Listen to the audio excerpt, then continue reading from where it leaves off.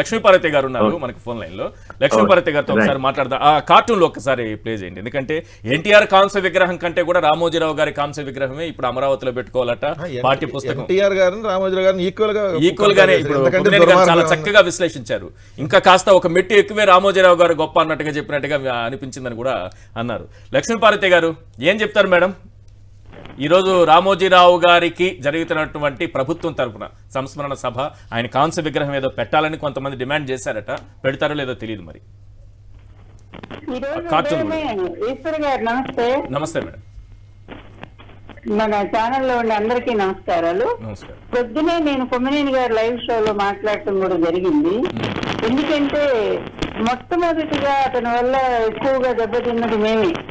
మా గవర్నమెంట్ కూలిపోవటానికి ఈ వ్యక్తి ప్రధాన కారణమని ఆంధ్రప్రదేశ్ లో, అప్పుడు ఉమ్మడి ఆంధ్రప్రదేశ్ లో మొట్టమొదటిసారి నిజాం గ్రౌండ్స్ లో 1,50,000 మంది జనాల సేకరణలో ఎన్టీఆర్ గారు నా చేత నన్నొక్కదాన్ని పంపించి మీటింగ్ పెట్టించారు. ఇది ఈ రామోజీ దురాగతాలని నువ్వు ధైర్యంగా చెప్పు లక్ష్మి అని నన్ను ఆయన ఎంకరేజ్ చేసి పంపించారు.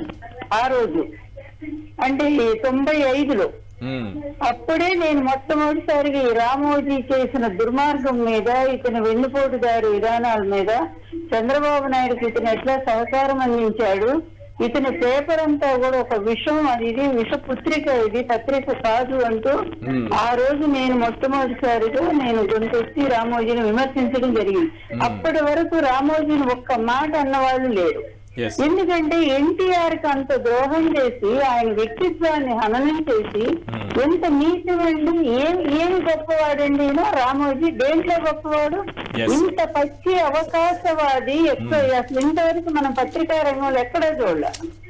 చిన్న చిన్న పత్రికలు ఏదో వాళ్ళ పత్రికలు బ్రతికించుకోవడానికి వాళ్ళ దగ్గర వెళ్ళి చందాలు అడుగుతున్నారేమో గాని, ఇతను పత్రిక అనేటువంటి పేరుతో దాన్ని అడ్డం పెట్టి తర్వాత జాయిరెడ్డి దగ్గర నుంచి ఫైనాన్స్ కంపెనీని కాజేసి దాని ద్వారా ఈ అవిభక్త హిందూ కుటుంబం అనేటువంటి పేరుతో వేల కోట్ల రూపాయలు మార్గదర్శి చిట్ ఫండ్స్ రెండింటి ద్వారా సంపాదించి ఆ డబ్బును మళ్ళీ ఇతర కంపెనీల్లోకి పంపిణీ చేసి అనే పచ్చడి వ్యాపారాలు ఇంకో వ్యాపారాలు ఎన్నో చేసినా కూడా చివరికి ఏమైందండి, పూర్తి నష్టాలు వచ్చినప్పుడు ఇదే చంద్రబాబు నాయుడు కంపెనీ ద్వారా 2,000 కోట్లు ఇప్పించాడు. ఇది కొమ్మినేని గారికి తెలుసు, అందరికీ తెలుసు.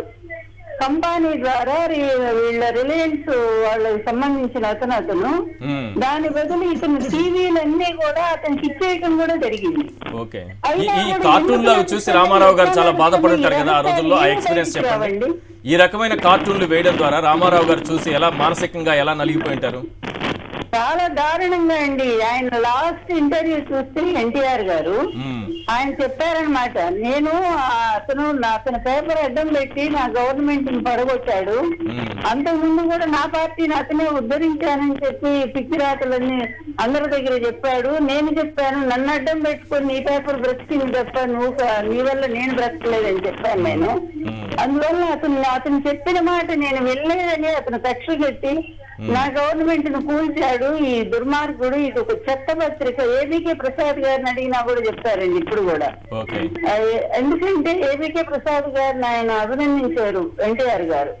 ఆ టైంలో ఈ రామోజీని గురించి లాస్ట్ ఏడాది కాశీపతి గారికి ఇచ్చిన ఇంటర్వ్యూలో చెప్పడం జరిగింది. ఎంత దారుణమైన కార్టూన్లండి.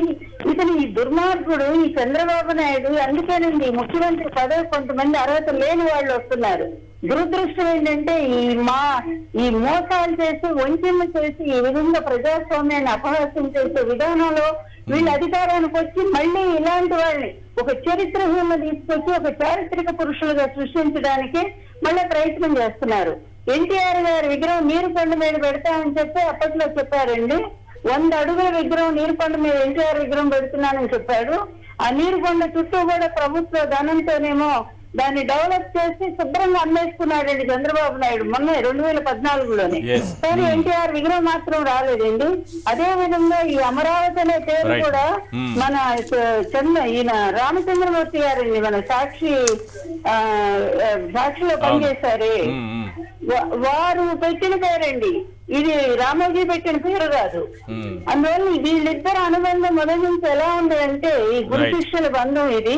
అతను ముఖ్యమంత్రిని చేసి ఒక చేతిలో కీలుబొమ్మలాగా పెట్టుకున్నాడు. అతను గోతులు దవ్వమంటే చంద్రబాబు చదివేవాడు, పూడ్చమంటే పూడ్చేవాడు. థ్యాంక్ యూ మేడం, సమయం మించిపోతుంది. మేడం ఆగండి, ఒక్క నిమిషం ఆగండి, సమయం మించిపోయింది. మేడం వాయిస్ కొంచెం